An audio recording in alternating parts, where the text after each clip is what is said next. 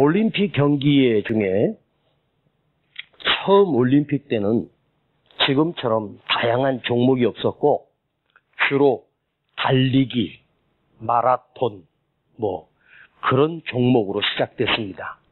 그런데 올림픽 그 종목 가운데 근대 5종이라고 하는 5가지 종목을 한 선수가 다 하는 거예요. 그게 뭐냐면 장애물 달리기, 그 다음에 펜싱, 그 다음에 말타기, 사격, 수영, 이렇게 5 종목을 한 선수가 해서 거기서 각 종목으로 점수를 따져서 최고 점수를 받은 선수가 금메달, 은메달, 동메달 이렇게 따는 경기입니다. 그런데 이 경기가, 이 종목이 생기게 된 동기가 있었어요. 그게 19세기 초에 프랑스의 젊은 장교가 기마 장교였어요. 기마 장교였는데 전쟁을 하고 있는 중에 고국에라든가 중요한 전령을 보내는 전령사로 이 기마 장교에게 중요한 전령을 맡기고 가서 이 소식을 빠른 시일 내에 알려라. 그리고 이 장교가 말을 타고 본국으로 향해서 전령을 들고 달리기 시작했습니다. 그런데 중간에 갑자기 칼을 든 적군이 죽이겠다고 덤벼듭니다. 장교는 그 적군과 치열하게 칼로 싸워서 이기고 또 열심히 말을 타고 달리던 중에 갑자기 총탄이 날아왔는데 다행히 나는 맞지 않고 말이 그 총탄에 맞음으로 말이 쓰러졌습니다.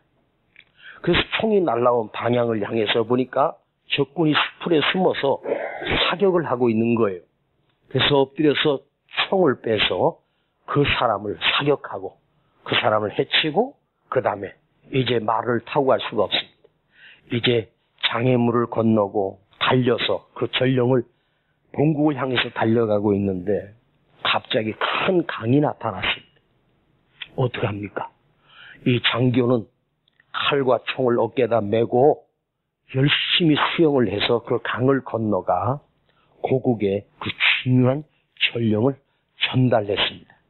그리고 그 전령을 받은 본국에서 예비 병력을 파송해서 전쟁에서 이겼다는 것입니다. 맨발로 달린 이 전령사, 그가 사격을 하고 칼싸움을 하고 말을 달리고 수영을 하고 장애물을 뛰어넘는 그 모든 과정을 통해서 나라를 건진 그런 이야기입니다. 자, 그 전쟁터에서 임무를 수행한 이 전령에 이것이 바로 근대 5종이라고 하는 그런 올림픽 경기 종목이 생긴 거예요. 달려야 되고 칼을 뽑아야 되고 총을 쏘아야 되고 수영을 해야 되는, 그리고 말을 타는 것, 이 근대 5종 5가지 종목을 하는, 그러니까 한 가지만 잘한다고 되는 게 아니에요. 달리기만 잘한다고 되는 게 아니라 수영도 잘해야 되고 펜싱도 잘해야 되고 사격도 잘해야 되고 이런 것들 5가지 종목을 완벽하게 할 수 있을 때 금메달을 따는 거죠. 그러니까 한 선수가 이 5가지 종목을 다 훈련해야 되니까 강철 체력을 갖지 못하면 이걸 할 수가 없는 거죠. 그러니까 모든 종목이 다 우수해야 메달을 딸 수 있다는 거죠. 그러니까 인간이 할 수 있는 모든 분야에 모든 체력의 최고점을 찍는 사람, 이런 요즘은 철인 3종 경기다 이런 경기도 있습니다만 이 5가지 종목, 그런데 이 5가지 종목이 올림픽의 그 정식 그 종목으로 뽑힐 때 그 올림픽 위원회에서 그야말로 다른 건 좋은데 근대 4종으로 하자. 한 가지가 뭐냐면 장애물 달리기, 이건 빼자. 그런데 강력하게 장애물 경기가 없으면 이건 의미가 없다. 장애물을 뛰어넘는 이 경기가 반드시 들어가야 된다 하면서 그걸 빼지 않고 근대 5종 경기가 생긴 거예요. 자, 인간에게 장애물이 없다고 한다면 여러분, 장애물이 없다고 한다면, 아무 어려움이 없다고 한다면 어찌 될까요? 늘 평탄하고 아무 문제가 없다면 인간은 어땠을까요?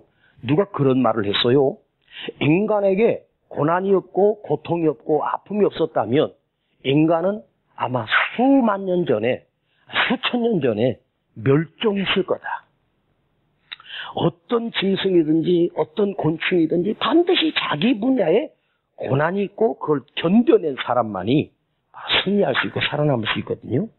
자, 오늘 우리가 네 번째 느헤미야서를 말씀을 또 묵상하는데, 이 느헤미야가 본국으로 돌아와서 성을 재건하는데 순탄했을까? 형통했을까? 아무 일이 없었을까? 수많은 방해꾼들이 버티고 있었고 장애물이 느헤미야를 기다리고 있었어요. 자, 여러분, 우리나라도 세계 가운데 딱 유일하게 분단 국가가 대한민국입니다. 그 어떤 나라도 동독과 서독이 통일을 한 지가 이미 벌써 오래전 일입니다. 지금 유일하게 남아있는 이 분단 국가가 대한민국이에요. 그러니까 우리는 어쩌면 저 북한의 김정은이가 만들어 놓은 핵을 쓰고 지금 살고 있는, 그게 터지기만 하면 너도 죽고 나도 같이 죽는 거예요. 그래서 지금 2월 말에 북미 회담을 김정은이 하고 트럼프가 2차 회담을 또 해가지고 이번에는 뭐 한다고 지금 뉴스가 나오는데, 그래도 불안하기 짝이 없습니다. 지금 북미 회담을 하고 또 김정은이랑 우리 문재인 대통령이 만나는 이유가 뭡니까? 핵 때문에 그런 거예요. 그놈은 핵을 만들어 놓는 바람에. 그러니까 김정은이가 핵을 죽도록 만든 거예요. 그래야 니들이 협상을 할 거 아니냐. 이제는 핵실험하지 않지 않습니까? 완전히 다 만들어 놨으니까. 그리고 그들이 만나자는 이유가 뭐예요? 돈 달라고 떼쓰는 거잖아요. 응? 우리 못 사는 북한 살려내라는 거예요. 핵을 하나 만들어 놓고. 지금 여러분 경제적으로 얼마나 힘이 들어요. 그런데 저는요, 이런 분단 국가의 아픔을 갖고 있는 이 대한민국이 어쩌면 이런 큰 장애물이 있었지만 이 조국 대한민국 교회가, 대한민국 경제가 이렇게 성장할 수 있었던 힘은 뭐였을까? 바로 이 분단 국가라고 하는 아픔, 장애물이 있었기 때문이 아닐까. 또 6.25 전쟁이 끝나고 나서 그 조국 교회, 우리 대한민국 교회 역사를 보니까 급성장하고 급부흥이 일어난 게 6.25 전쟁이 끝난 다음이었어요. 그 분단의 아픔, 그 위기의 아픔, 전쟁이 끝난, 그야말로 모든 도선이든 산이든지 다 허벌판이 됐고 먹을 것도 없고 입을 것도 없고 거지들만 바글바글 했답니다. 미국의 기자가 우리나라의 그 6.25 전쟁이 끝난 다음에 우리 참상을 사진으로 찍은 걸 보면 사람이 사는 게 아니죠. 그때 이렇게 말했어요. 저 조선이 회복되려면 최소한도 300년 걸린다 그랬어요. 근데 우리는요, 단 30년 만에 경제 부강 대국으로 대한민국이 우뚝 세운 걸 알 수 있어요. 왜? 그 고통이 있었기 때문에, 그 아픔이 있었기 때문에, 그 핍박이 있었기 때문에. 여러분, 고난이 부흥을 시작되는 놀라운 촉매제가 된다는 거예요. 어려움이 없다는 것은 그 사람은 아무 일도 할 수 없다는 말이에요. 오늘 장애를 뛰어넘고 고난을 뛰어넘고 고비를 뛰어넘는 은혜가 여러분의 있기를 축복합니다. 자, 오늘 이 느헤미야가 돌아와서 예루살렘 성을 재건하고 성벽을 재건하는 일을 할 때 하나님께서 느헤미야를 필두로 해서 그 돌아온 포로기한한 백성들을 중심으로 해서 성전을 재건하는 일을 하게 됩니다. 일부 파손된 성전을 다시 회복시키고 성벽을 세워서 그 적도 들어오지 못하게 가장 중요한 역사는 바로 성벽을 재건하는 일이에요. 그런데 이 일을 느헤미야가 하나님 앞에 엎드려서 간절히 기도했고 하나님이 응답해 주셨고 아닥사스다 왕이 허락이 떨어지고 조서를 내리고 또 재료를 공급해 주고 군대를 보내주고 조서를 내려주었어요. 그러니까 겉으로 볼 때는 느헤미야에게 아무런 장애물이 없어야 된다고 생각해요. 순탄할 거라고 생각했어요. 자, 느헤미야는 먼저 뭐로 준비했어요? 기도로 준비했어요. 예루살렘 성벽을 설계도를 가지고 준비한 게 아니라 하나님 앞에 기도로 준비했고 완벽한 아닥사스다 왕의 뒤에 지원을 받아서 모든 물자와 모든 돈과 모든 것을 다 공급받았어요. 그럼 이게 짓기만 하면 되는 거죠. 이 아닥사스다 왕이 그 당시에 세계 가장 큰 왕이었습니다. 가장 큰 권력을 쥔 왕이었습니다. 그가 뒤에서 지금 느헤미야를 밀어주고 있지 않습니까? 그러면 형통해야 되지 않겠습니까? 아무 문제 없어야 되지 않겠습니까? 여러분, 이거 아세요? 우리가 기도 응답을 받았어요. 기도로 하나님으로부터 응답을 받았고 하나님이 그 일을 허락해 주셨고 하나님이 결제가 떨어졌어. 응답해 주셨단 말이에요. 그러면 그럼에도 불구하고 고난이 있고 그럼에도 불구하고 방해가 있고 그럼에도 불구하고 어려운 일들이 없다, 있다. 있다. 아멘. 하나님이 응답하신 일에도 놀랍게도 하나님이 허락하신 일에도 어려움들이 반드시 있다는 거예요. 그거 여러분 잊지 않기를 원합니다. 자, 80된 모세를 하나님이 미디안 광야에서 불러서 이스라엘 백성을 애굽에서 해방시키는 민족의 지도자로 삼아주셨죠? 그리고 모세가 그 하나님의 부름을 받고 예스하고 바로 앞에 가서 내 백성을 놓으라고 이스라엘 하나님의 백성을 놓으라고 바로에게 하나님이 그렇게 여호와께서 시켰다고 말했더니 바로가 아멘 할렐루야 그리고 내어주었습니까? 천만의 말씀입니다. 여호와가 누군데? 야, 여호와가 어떤 놈인데 나한테 명령을 해? 나 바로야, 바로. 이 파라오가 하나님보다 높은데 나한테 명령할 자가 있어? 바로는 절대로 안 내줬습니다. 그래서 10가지 재앙이 일어나고 드디어 바로가 10번째 재앙 앞에 항복을 한 거예요. 한 번, 두 번, 세 번 재앙이 내릴 때마다 바로는 놓아주겠다고 약속해놓고 재앙이 끝나면 또다시 돌변했어요. 그리고 모세는 얼마나 고통을 당했습니까? 얼마나 큰 아픔을 당했습니까? 고통이 치를 떨었어요. 하나님이 모세에게 내 백성을 구원해내라. 내가 다 준비했다고 약속했어. 그럼에도 불구하고 모세는 어려움 없이 건진 게 아니에요. 그 고난과 싸우고 바로와 싸우고 애국과 싸웠어요. 하나님이 허락하신 일에도 형통이 허락되는 것이 아니라 고난이 반드시 따라오게 돼 있다는 사실. 여러분, 요셉에게 하나님이 꿈으로 보여주신 비전은 어떤 비전이었어요? 내가 너를 가장 높은 곳에 세워줄 거야. 그런데 그 일이 있고 나서 어찌 된 일인지 형들의 미움을 받아서 노예로 팔리고 애굽으로 하나님께서 요셉을 보내셨는데 여러분 요셉이 애굽에 들어갈 때 왕자로 들어갔습니까? 아니에요. 노예로 팔려 들어갔어요. 그리고 10년이나 노예살이했고 억울하게 누명을 쓰고 감옥에까지 내려가 3년이나 옥살이를 했어요. 그런데 하나님께서 그 고난 속에서 반드시 그 요셉을 통해서 하늘의 해와 달이 절할 정도로 높이 세워주셨어요. 하나님이 허락하시고 응답하신 일에도 고난이 있고 고통이 있고 어려움이 반드시 있다. 하나님이 나 응답해 주셨으니까 아니에요. 싸워서 이겨야 되는 거예요. 그 내 몫이란 말이에요. 자, 여러분 다윗이 사무엘 선지자에게 기름 부음을 받을 때 그 나이가 몇 살인지 아십니까? 17살이었습니다. 그럼 17살에 기름 부음을 받았다는 말은 이스라엘 왕으로 삼았다는 말이에요. 하나님이 그렇게 하신 거예요. 그런데 다윗이 기름 부음을 받고 나서 이스라엘 왕이 됩니까? 아닙니다. 다윗이 기름을 부음 받고서도 다윗이 이스라엘의 왕 자리에 오르기까지는 무려 13년 걸렸대요. 13년 동안 뭐 했어요? 쫓겨다니고 피해 다니고 눈물의 골짜기, 절망의 골짜기를 수도 없이 걸었어요. 그게 다윗의 삶이었단 말이에요. 그 누구도 하나님이 응답해 주셨다고 해서 고난이 없이 형통한 삶이 펼쳐지는 것이 아니에요. 그런 사람은 단 한 사람도 없습니다. 여러분, 나는 왜 그럴까? 하나님이 분명히 응답해 주셨는데 왜 이렇게 힘들게 살지? 왜 이렇게 어려움 속에 살지? 한숨만 쉬지 마세요. 나의 등 뒤에서 우리 주님이 함께 해주시고 동행해 주시고 있고 네가 이겨내라, 네가 일어나라고 말씀하십니다. 오늘도 이미 응답을 받은 일들이 지금도 크게 아멘해요. 응답의 과정을 지금 걷고 있음을 기억하시길 바랍니다. 할렐루야. 지금 응답이 이루어지는 이 순간 내도 과정을 반드시 통과하게 하시는 하나님의 섭리가 있어요.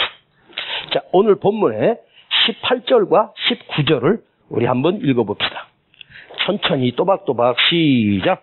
또 저에게 하나님의 선한 손이 나를 도우신 일과 왕이 내게 이런 말씀을 구하였더니 저의 말이 일어나 건축하자 하고 모든 힘을 내어 이 선한 일을 하려 하매, 하나님의 성전을 지으려고 이제 백성들을 설득한 거죠.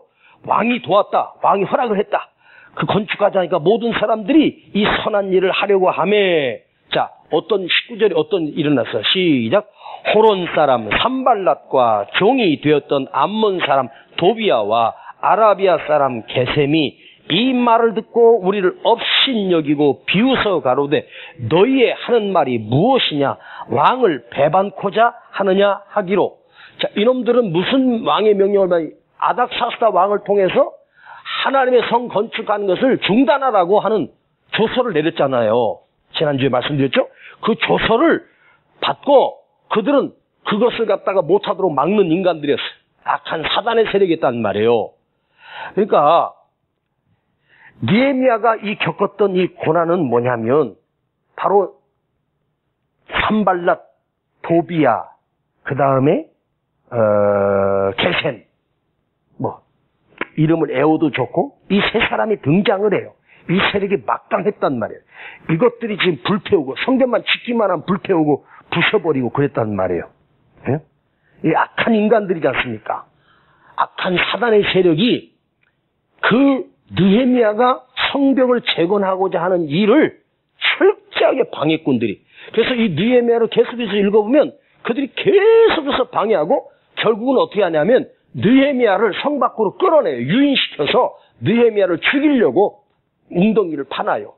그런데 그 전날 밤 하나님께서 느헤미야에게 알려주셔. 너는 가지 말라. 그들이 너를 올무로 치고 있느니라. 협상이 아니다. 저들이 순순히 물러날 인간이 아니다. 그래서 느헤미야가 편지만 한 장 써보내고 안 가요. 니들 나 죽이려고 그러지. 내가 다 알아. 어젯밤 하나님이 알려줬어. 계속해서 느헤미야를 죽이려고 핍박하고 협박하고 방해 공작을 계속해요. 그러므로 통해서 이 성벽 재건이 실패했느냐? 아니야. 실패한 게 아니라 성공을 해요. 오히려 원래 3년 정도 걸려야 될 이 역사가 1년 반 만에 이 역사가 끝나요. 어떻게 이렇게 빨리 이루어질 수 있지? 어떻게 빠른 시간 내에 이것이 성벽이 다시 회복될 수 있지? 그 이유는 뭐냐면 이스라엘 백성들이 열심히 일을 한 이유도 있겠지만 가장 중요한 건 그들의 핍박 때문이었어요. 그러니까 그 핍박이 오니까 이스라엘 백성들이 더 똘똘 뭉친 거예요. 더 열심히 일한 거예요. 아셨습니까? 그러니까 하고자 하는 목표가 생긴 거야. 아무 일이 없이 형통하면 까자 뭐 까짓거 뭐 세워라 내워라. 응? 천천히 하면 되지. 한 3일 쉬었다가 하고 명절 쉬었다가 하고 주말 쉬었다가 하고 이러면서 늦어졌을 거예요. 그런데 오히려 그 성 재건이 더 빨리 수축될 수 있었어요. 왜? 이 반대 세력이 있기 때문에. 이 핍박의 세력이 있기 때문에. 여러분, 우리는 가끔 그런 생각을 해요. 저도 그런 생각을 해요. 왜 하나님 하필이면 마귀를 만들어 놔가지고 어떻게 이 사단 마귀가 있어가지고 우리 예수 믿는 걸 방해하고. 여러분, 사단 마귀가 있으니까 우리가 이렇게 기도하고 눈물로 기도하고 간절히 기도하고 하는 이유가, 믿음의 신앙 열심을 낼 수 있는 이유가 뭐예요? 바로 우리를 핍박하는 세력이 있기 때문에 그래요.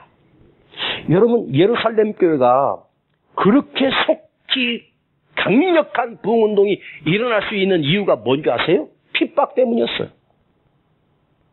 핍박이 없이는 절대로 안 돼요. 우리 대한민국 교회가 이렇게 성장할 수 있었던 이유도 얼마나 많은 핍박이 있었어요.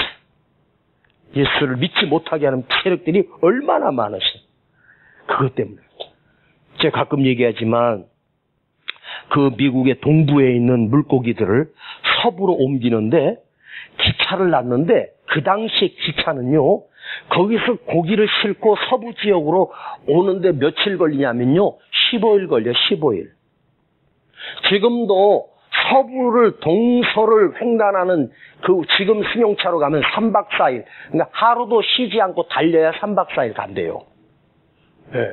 네. 미국에 집회 갔을 때 그 목사님이 4박 5일 걸려서 잠만 자고 그리고 동서를 횡단한 적이 있었대요.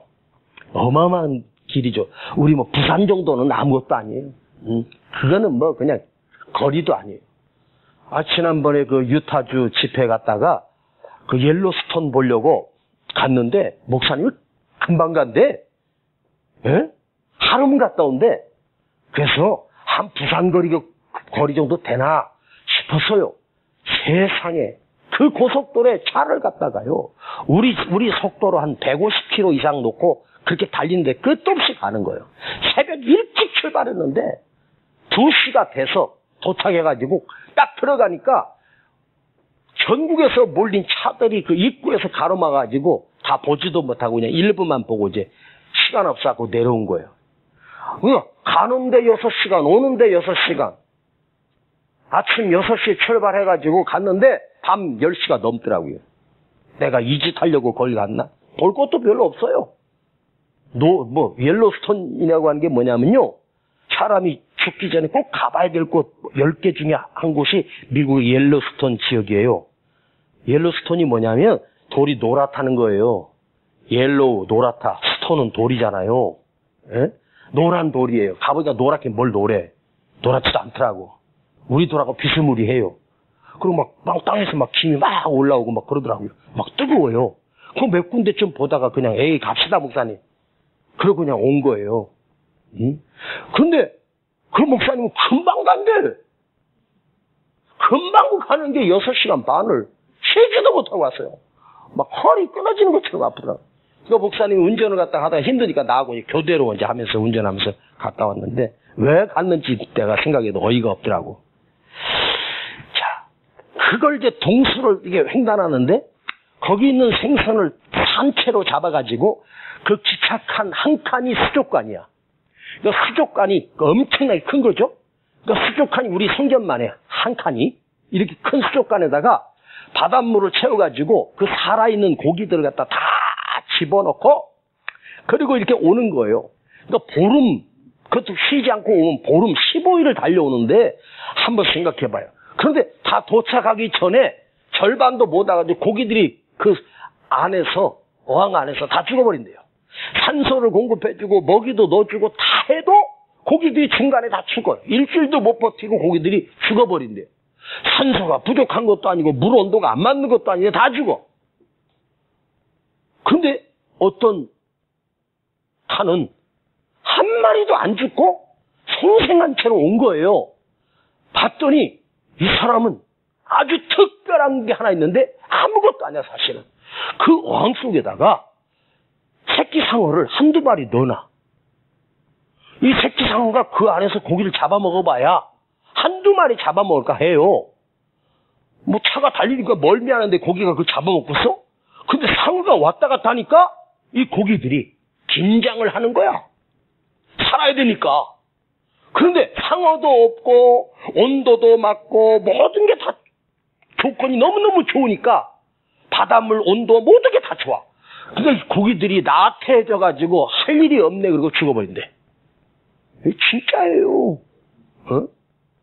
상어 한 마리 넣어놓으면 고기들이 한두 마리 잡혀먹지 다 싱싱해서 온다는 거죠. 참 인간이 그래요. 고통 있고 여러분 스트레스 받으면 안 된다 그러는데 사실은 정신학자가 발표했잖아요. 스트레스가 전혀 없으면 사람 사는 게 아니래. 적당한 스트레스가 사람을 생기발랄하게 만든대. 약간의 스트레스, 좀 어려운 일이 있는 거 괜찮아. 그걸 극복해내는 재미도 있고 즐거움도 있지 않습니까? 여러분에게 아무 일이 없는 게 축복이 아니야.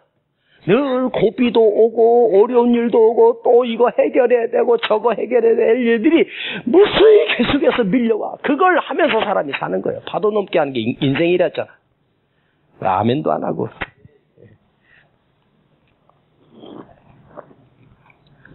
괜히 금요철에 때 느헤미야 시작해가지고 이거 한다고 해놓고 설교하는 저는 무지하게 힘들더라고요. 이거 메시지를 만들어내는 게 쉽지 않아요.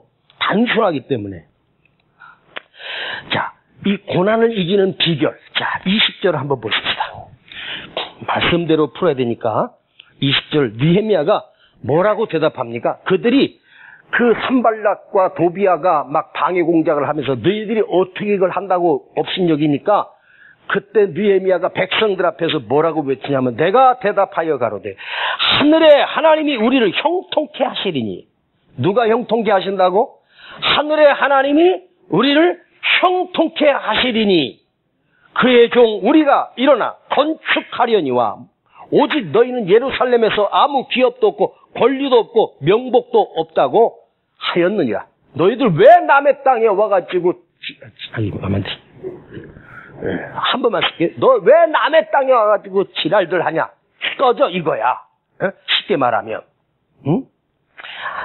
하나님이 우리로 하여금 형통케 하시리니 우리가 건축을 하리니 다시 세우리니 느헤미야는 우리는 하나님의 종이요 하나님의 백성이다. 하나님의 종으로서 여기 온 이유는 하나님의 일을 감당하기 위해서 우리가 왔다.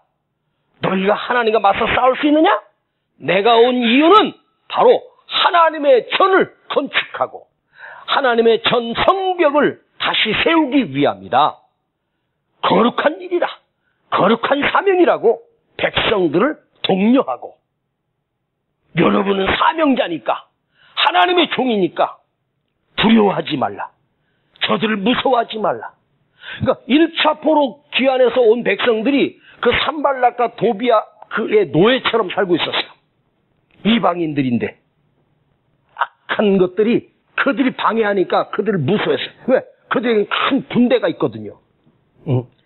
지금 내가 하나님의 일을 하는데 우리가 하나님의 일을 하는데 우리가 주의 일을 하는데 여러분 잊지 마세요. 내가 사는 것도 하나님의 일이고 먹는 것도 하나님의 일이고 자는 것도 하나님의 일이고 여러분 잠자리에 들 때도 이렇게 기도하고 아버지 잠자는 것도 주의 일이니까 하나님이 책임져 주세요. 밥 먹을 때도 하나님 내가 주의 일 하려고 밥 먹사오니 하나님 먹는 것도 책임져 주세요. 사는 것도 하나님이 책임져 주세요.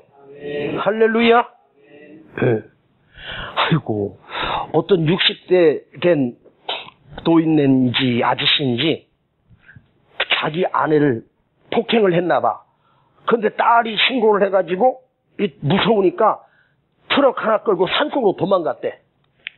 그래갖고 청사들이 막 경찰들이 산을 수색해서 찾을 길이 없었어. 근데 2달 만에 잡혔는데 삐쩍 말라가지고 잡혔대. 산속에서 나무 껍질 갉아먹으면서 버티다가 거기서 잡혔대.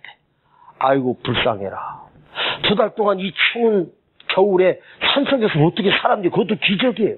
온몸이 동상이 된 채로 삐쩍 말라가지고 어떻게 살았냐고 물어보니까 나무 껍질 갉아먹고 그 뿌리 캐먹고 칡뿌리 캐먹고 그래서 살았대요. 이 사람 사는 이유가 뭐예요 지금? 자기 살려고 지금 도망온 거잖아요. 네? 알고 봤더니 아내가 자기가 때렸는데 큰 부상도 아니고 전치 2주밖에 안 나왔어. 그거 뭐 하려고 도망간지 몰라 바보처럼. 네? 아무것도 아닌걸. 네. 그거 먹는 것도 자는 것도 나무 뿌리 캐서 먹는 것도 아무 의미가 없는 거예요. 우리는 사는 것이 하나님의 일이고 여러분은 주의 종입니다. 하나님의 종입니다. 아멘 하세요? 우리 모두는 하나님의 종이에요. 내가 먹는 것도 일하는 것도 예배 드리는 것도 말씀 듣는 것도 다 주의 일이에요.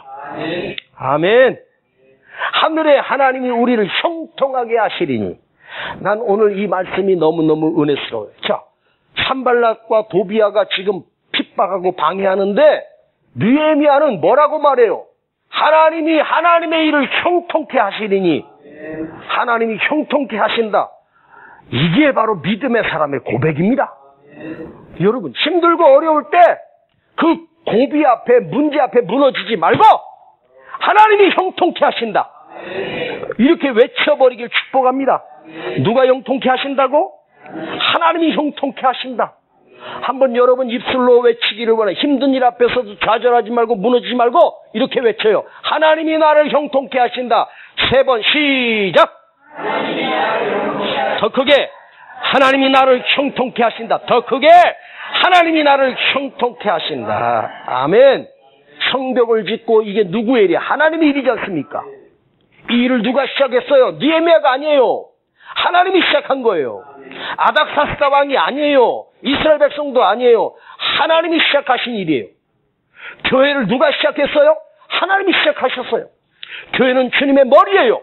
주님의 교회란 말이에요. 주님이 책임져 주시는 거예요. 기죽지 마세요. 하나님이 시작한 일. 반드시 하나님은 당신의 일을 어떻게 하시죠? 형통케 하시는 하나님. 이걸 여러분이 외쳐버리길 축복합니다. 하나님이 나를 형통케 하신다. 하나님이 우리 교회를 형통케 하신다. 하나님이 우리 가정을 형통케 하신다. 여러분, 중국의 유명한 선교사가 허드슨 테일러라고 하는 중국의 유명한 선교사 여러분 많이 들어봤을 거예요. 중국을 복음화시키는데 첫 복음을 전했던 유일한 선교사가 바로 허드슨 테일러입니다. 그가 중국의 오지에 들어가서 선교팀과 함께 그 선교를 하다 보니까 어려운 일들이 얼마나 많겠어요. 그 불교 국가가 복음을 받아들인다는 게 쉽지 않았을 것입니다. 그런데 너무너무 힘들고 배도 고프고 먹을 것도 떨어지고 입을 것도 떨어지고 비참해졌을 때 그 선교팀들이 허드슨 테일러에게 불평을 합니다. 왜냐하면 허드슨 테일러는 그들에게 이렇게 지시했어요. 너희들이 마을에 들어가서 먹을 것을 구걸하지도 말고 저들에게 뭐 달라고도 하지 마라. 선교하러 온 사람이 하나님이 책임져 주신다. 처음에는 힘들었대요. 그 많은 선교사들이 선교하다가 낙심해서 돌아가기도 했습니다. 근데 그때마다 그가 했던 유명한 말이 있습니다. 하나님의 뜻에 맞는, 우리가 하나님의 뜻에 맞는 하나님의 일을 하는 데는 반드시 하나님이 책임져 주신다. 예? 이게 중요한 거예요. 하나님의 종은 하나님이 책임져 주셔. 이게 은혜가 됐으면 좋겠습니다. 제가 개척하는 중에 그 후배 그 목사가 개척을 한다 해서 제가 한 달에 5만 원, 10만 원씩 이렇게 선교를 했었어요. 나도 먹고 살기 힘든데. 그런데 한 1년 정도 이제 선교를 하고 이제 선교를 끊었습니다. 그랬더니 연락이 왔더라고요. 왜 선교비를 보내다가 왜 안 보내자고 막 따지는 거야. 그 나중에 들은 얘기인데 보니까 나보다 더 잘 먹고 살더라고. 진짜로 잘 먹고 살아요. 여기저기서 받아가지고. 나는 힘들면서도 선교를 했거든요. 그런데 제가 이렇게 말했어요. 하나님이 책임져 주셔요, 주의 종은. 저도 개척하면서 쌀도 떨어져 보고 먹을 것도 떨어지고 차비도 떨어져 보고 갈 곳도 없고 진짜 답답하더라고요. 누가 도와줄 사람 한 사람도 없었어요. 그런데 신기하게 하나님이 그때마다 하나님이 먹을 것 보내주시고 입을 것 보내주시고 쓸 것 보내주시고 아멘 해야지. 예? 참 신기하게 하나님이 나를 책임져 주시더라고. 예? 제가 기도원에 갔는데 어떤 후배 목사가 개척하다가 너무 힘들다고 한탄을 하더라고요. 그러면서 막 어려운 얘기를 쭉 하는 거예요. 근데 보니까 그 어려운 얘기를 갖다가 간증으로 하는 게 아니고 나한테 좀 은근히 좀 도와달라고 하는 투 같아. 그래서 제가 그런 말을 들을 때마다 꼭 해주는 말이야. 주의 종은 하나님이 책임져 주신다. 왜? 나는 이걸 삶으로 경험했기 때문에 그래. 네? 뭐 대책이 있는 게 아니에요. 제가 이렇게 다른 목사님들 쭉 이렇게 만나보면 전부가 다 살 대책들이 다 있어. 왜냐하면 어떤 목사님 사모, 내 친구의 친구 목사인데 그 친구의 친구 목사 사모는 국민학교 선생님이래. 그래도 고정적인 월 수입이 있는 거야. 그리고 어떤 목사님은 보니까 자기 사모가 은행 직원이더라고. 은행원. 어떤 사모님은 보니까 공무원이야. 고정적으로 한 달에 200이고 300이고 뭐 400이고 한 달에 다 월급이 그냥 또박또박 나오는 직장이 있어. 그러니까 목회하는데 별로 애절한 게 없어. 나 그 목사님이 막 그냥 성전에 가서 밤을 새워서 기도했다는 얘기를 들어본 적이 없어요. 나는 쌀 떨어지면 성전에 와가지고 아버지 쌀 떨어졌습니다 이 말 못하고 하나님 아버지 조국 대한민국을 축복하시고 우리 교회를 축복하시고 엉뚱한 기도를 막 해. 솔직히 쌀 떨어졌다고 치사하게 말 못하겠더라고. 그런데 그 다음날 보면 하나님이 진짜 생각지 못하는 사람이 쌀 갖다 놓고 김치 갖다 놓고 고기 갖다 놓고 월세 갖다 놓고 참 신기해요. 월세를 못 내고 막 힘들게 살 때인데 어디서 이제 붕해를 오라 그래가지고 내가 거기 어딘지 아마 내게 부여 같아. 부여라고 아셔? 저 충남 끝에 전라도 경기선 쪽에 있는 부여라는 데인데 거기를 이제 집회를 갔는데 가서 처음에 초짜니까 찬양 인도만 시키고 새벽 기도만 날부로 인도하라고. 다른 목사님들은 전부 다 낮에하고 골든타임 저녁에 하더라고. 나보다 잘하는 것 같지도 않았어요. 그래서 열심히 했어. 찬양 인도하고 제가 새벽 설교로지 새벽 집회를 했다. 몇 명 한 7, 8명 앉혀놓고 새벽에 했었어. 열심히 뜨겁게 했어요. 근데 그 새벽에 어떤 분이 은혜를 받은 거야. 응? 어떤 자매가 은혜를 받았어.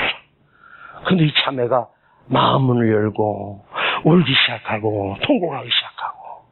그래서 제가 설교 끝나고 와서 기도해 줬더니 이분이 내 손을 잡고 손을 안 놔주는 거예요. 뒤에 앉아 있는데 봤더니 이분이 기도원에 올라온 지 몇 개월 된 거야. 병 들어가지고 암 선고를 받고 죽으려고 이제 올라온 거예요. 그런데 그날 새벽에 설교를 듣고 은혜를 받아버린 거야. 그래가지고 막 통곡하면서 막 울면서 막 간절히 기도해줬어. 집회 끝나고 이제 목요일날 저녁 집회 끝나고 다들 목사님들하고 각자 다 가는데 그 자매님 남편분이 기도원에 올라온 거예요. 응? 그래서 저녁 집회 끝나고 날 살짝 만나자 그러더라고.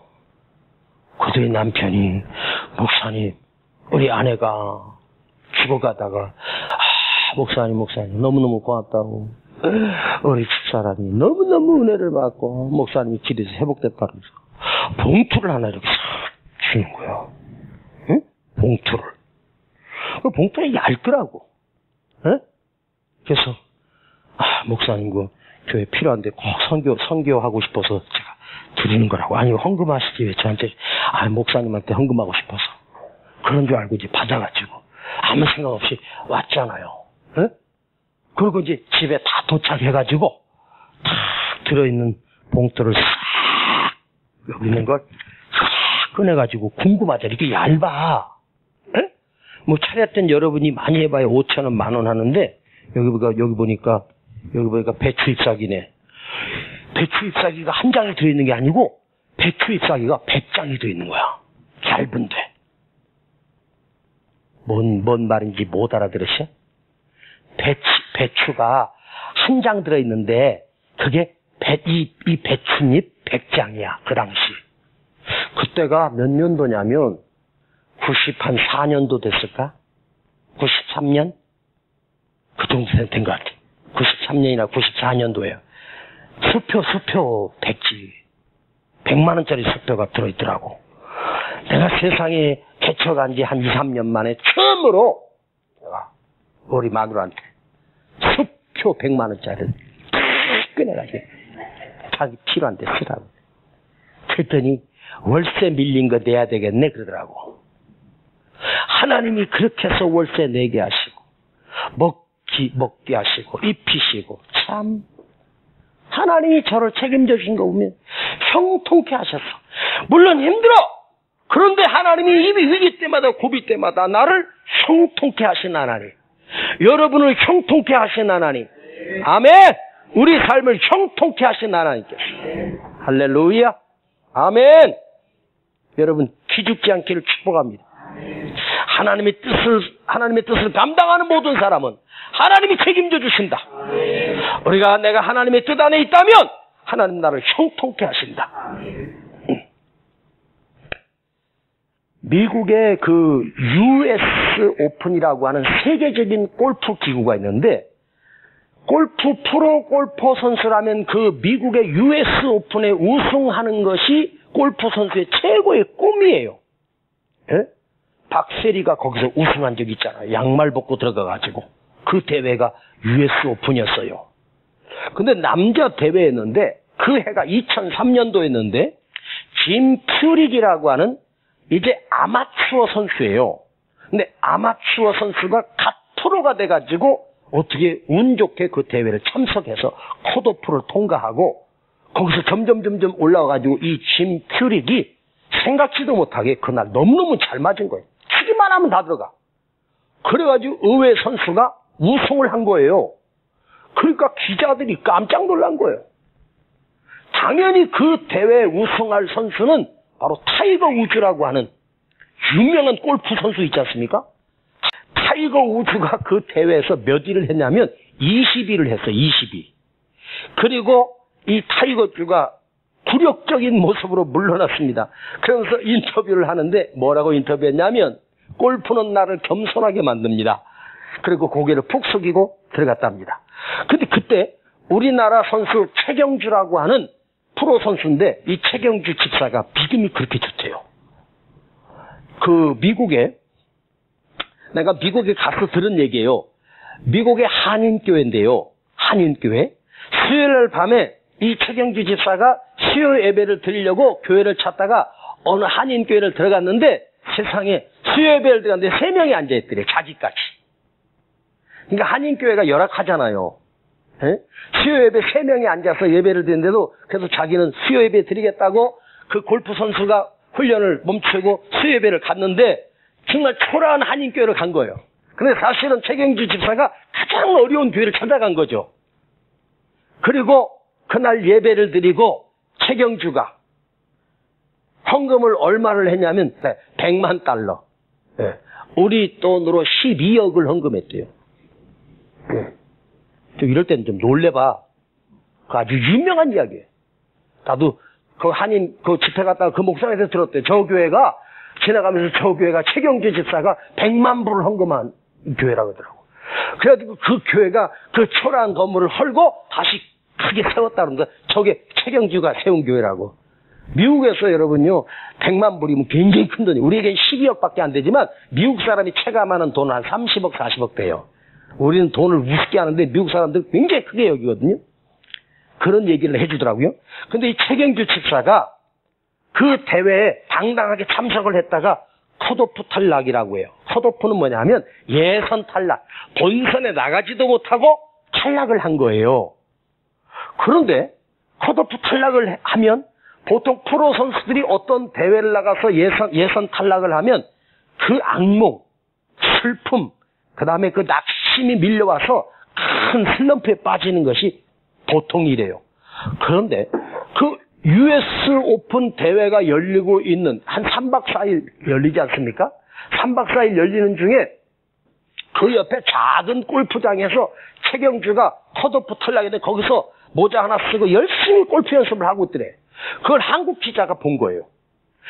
찾아가가지고 최경주 선수 반갑습니다 하면서 아니 탈락하신 분이 여기서 뭐 그렇게 열심히 연습하시냐고 밤에도 나와서 연습하고 그걸 본 한국 기자가 가서 인터뷰를 했습니다. 경기에 떨어진 소감하고 어쩌다가 컷오프 탈락을 했는지 왜 떨어지고 나서도 쉬지 않고 연습을 하고 있는지 물어봤습니다. 그때 최경주 집사가 했던 유명한 말이 있습니다. 다음 경기가 또 있지 않습니까? 유명한 말이에요. 다음 경기가 또 있습니다. 이게 은혜가 되더라고. 역시 믿음의 사람은 달라. 그 최경주 선수 아내가 그렇게 믿음이 좋대요. 그 불신한 그 최경주 선수의 아내 결혼해가지고 술도 끊고 담배도 끊고 최경주가 신앙인으로 거듭난 거죠. 근데 최경주가 예수를 믿은 지 얼마 안 됐는데 그 말, 다음 경기가 또 있지 않습니까? 와, 떨어졌다고 예선 탈락했다고 낙심하고 막 들어가가지고 슬픔에 잠겨 있는 게 아니고 그 옆에 조그만 골프에서 열심히 손에 피가 나도록 연습한 거야. 다음 경기가 또 있지 않습니까? 멋있지 않습니까? 그런데요, 그 다음에 US 오픈에서 최경주가 우승을 했습니다. 그래서 온 세계가 난리 났습니다, 지금. 그 다음 대회. 다음 경기가 또 있지 않습니까? 작년에 컷오프 탈락한 선수가 그 다음에 우승한 경우는 없대요. 불가능하대요. 여러분, 그 다음 경기가 또 있는 거예요. 하나님이 우리를 형통케 하시면 고난이 없는 게 아니야. 고난이 있어. 근데 하나님은 어떤 사람을 사용하시냐. 느헤미야처럼 도비야와 산발랏의 핍박에 굴복하지 않고 두려워하지 않고 하나님이 우리를 형통케 하십니다. 맞서 싸우면서 하나님의 전을 다시 건축하고 재건하고 얼마나 멋있어요. 여러분, 끝난 게 아닙니다. 다음 경기가 또 있어. 할렐루야. 오늘 여러분이 오늘 실패했다고 해서 주저앉아서 좌절하고 나는 끝났다고 좌절하지 말고 다음 경기가 또 있습니다. 아멘. 왜? 하나님이 우리를 형통케 하시기 때문에. 아멘. 잊지 않기를 축복합니다. 넘어질 수도 있어요. 넘어졌다고 주저앉고 울지 말고 다시 일어나요. 하나님은 다시 일어나는 사람을, 다시 달려가는 사람을 붙들고 역사하시는 거예요.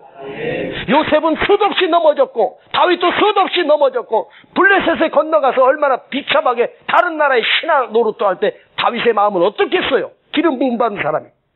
그래서 살려고 그 짓을 했어요. 그럼에도 불구하고 좌절하지 않고 다시 일어서고 다시 달려가고 이런 사람을 하나님이 쓰시고 사용하시는 거예요. 할렐루야. 아멘. 오늘 여러분 기죽지 않기를 축복합니다. 여러분 하나님의 사명자입니다. 할렐루야. 오늘 내가 좀 어려운 일이 있다고 해서 이것이 끝이 아니야. 내일이 또 있어. 길에 찬 내일이 있고 형통하게 하시는 하나님의 역사가 내 삶에 펼쳐지고 있어.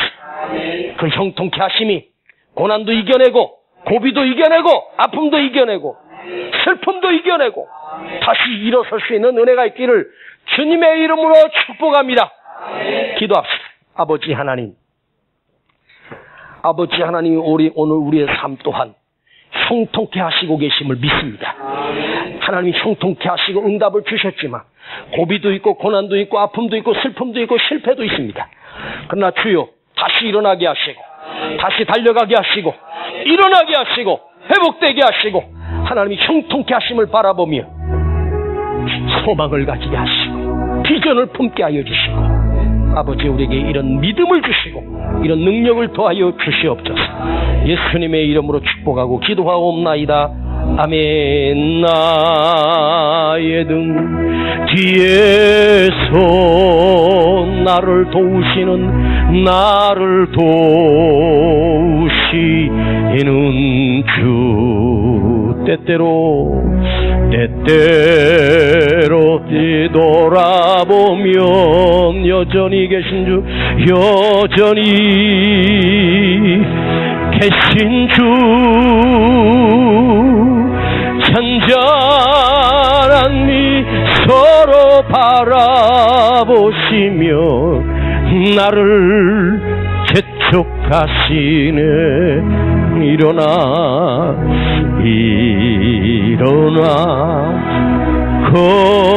걸어라. 내가 새 힘을 주리니 일어나 너 걸어라. 내 너를 우리 나의 등 뒤에 나의 등 뒤에서 나를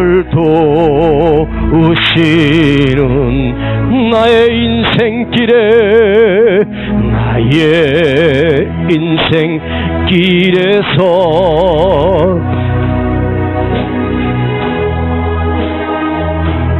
혼하여 매일처럼 주저앉고 싶을 때 나를 밀어주시네. 자기 이름 부르면서 은세야 일어나라.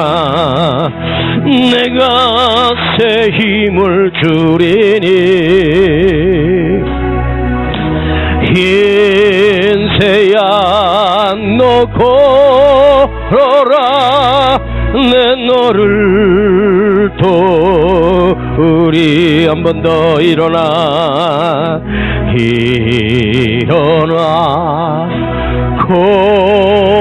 걸어라. 내가 새 힘을 주리니 아멘. 일어나 너 걸어라. 너를 도우리로나. 일어나. 할렐루야. 걸어라. 주님이 내가 새 힘을 주리니. 아멘. 일어나. 너 걸어라. 내 너를 도리. 오른손 높이 들고 일어나. 일어나. 걸어라. 내가 새 힘을, 주님이 우리에게 또 새 힘을 부어주시고 형통케 하십니다. 일어나. 너 걸어라. 내 너를 도우리. 우리 주여 부르고, 아버지, 내가 하나님이 이미 응답해 주셨습니다.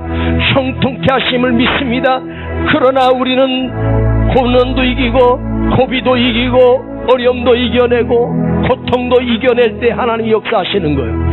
느헤미야가 하나님이 다 도와주신 것이 아니라 싸워서 이겼습니다. 백성들은 열심히 성벽을 재건했습니다. 그때 하나님의 일을 완수할 수 있었습니다. 주님 아버지, 하나님 응답하신 일 내 삶에 펼쳐지고 계십니다. 주님, 내가 새 힘을 얻게 하여 주시고 좌절하지 않게 하시고, 아버지, 또 일어나고 다시 일어나고 다시 달려가기를 원합니다.